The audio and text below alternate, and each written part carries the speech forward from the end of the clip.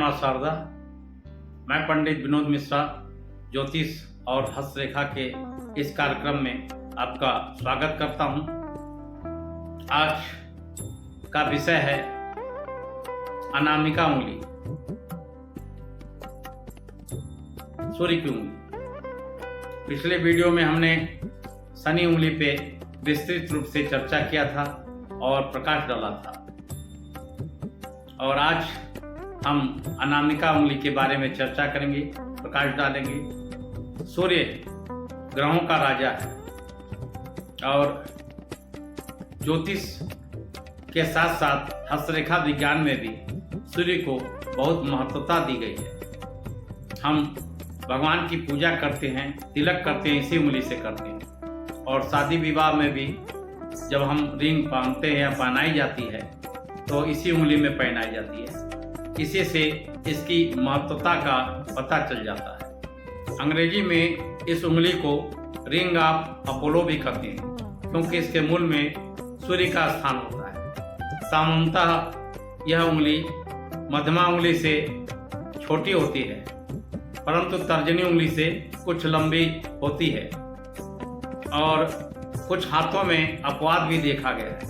यदि यह उंगली तर्जनी उंगली से बड़ी हो, लंबी हो इस उंगली से, तो ऐसा व्यक्ति तरक्की करता है और उसमें दया, प्रेम, स्नेह की मात्रा जरूरत से ज़्यादा होती है। परंतु यदि यह उंगली मध्यमा उंगली के बराबर में पहुंच जाए, इस उंगली के बराबर में पहुंच जाए, तो ऐसा व्यक्ति अत्यंत दुष्ट प्रकृति का एवं स्वार्थी होता है और सामने वाले का अधिक से अधिक अहित करने से नहीं चूकता है। लेकिन यह भाग्यवादी होता है और अपने जीवन में अपने धन का अधिकांश भाग जुआ, सट्टा, लॉटरी आदि गलत कार्यों में लगा देता है। तो ऐसे व्यक्ति को असभ्य और निर्दयी कहा जाना चाहिए। यदि अनामिका उंगली का झुकाव छोटी उंगली की तरफ हो जाए तो ऐसा व्यक्ति व्यापार से विशेष लाभ उठाता है और उसका पूरा जीवन व्यापारिक कार्यों में ही व्यतीत होता है। यदि इस उंगली का झुकाव शनि उंगली की तरफ हो जाए, इस उंगली की तरफ, तो ऐसा व्यक्ति आत्म केंद्रित होता है और चिंतन प्रधान होता है, और मरने के बाद भी ऐसा काम करके जाता है कि समाज और देश उसको याद रखता है।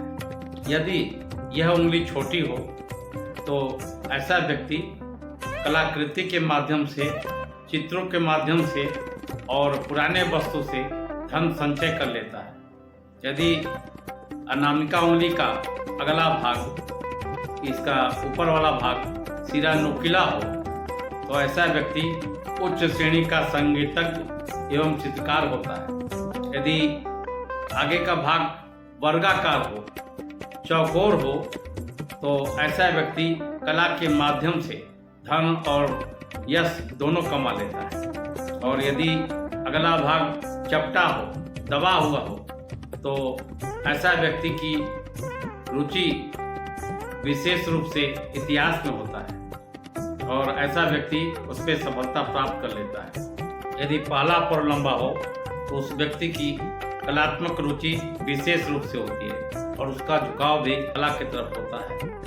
और यदि दूसरा फरो लंबा हो तो ऐसा व्यक्ति अपने प्रतिभा के बल पे बहुत ऊंचे स्तर पर पहुंच जाता है। और यदि तीसरा फरो लंबा है और चौड़ा भी हो तो ऐसा व्यक्ति अपने जीवन में राष्ट्रव्यापी सम्मान अर्जित कर लेता है। और यदि यह उंगली तर्जनी के बराबर लंबी हो तो ऐसे व्यक्ति में ख्याति की भूख बराबर बनी रहती है, अर्थात प्रसिद्ध होने की भावना मन में बनी रहती है। यदि यह मध्यमा उंगली के बराबर हो जाए तो ऐसे व्यक्ति के जीवन में आकस्मिक रूप से कार्य गठित होते हैं, अर्थात तुरंत प्लानिंग बना करके उस कार्य को करना पड़ता है। अंत में वह व्यक्ति जीवन में सफलता प्राप्त कर लेता है। आज का वीडियो यहीं समाप्त करते हैं और नेक्स्ट वीडियो में हम कनिष्ठा उंगली पे चर्चा करेंगे और प्रकाश डालेंगे।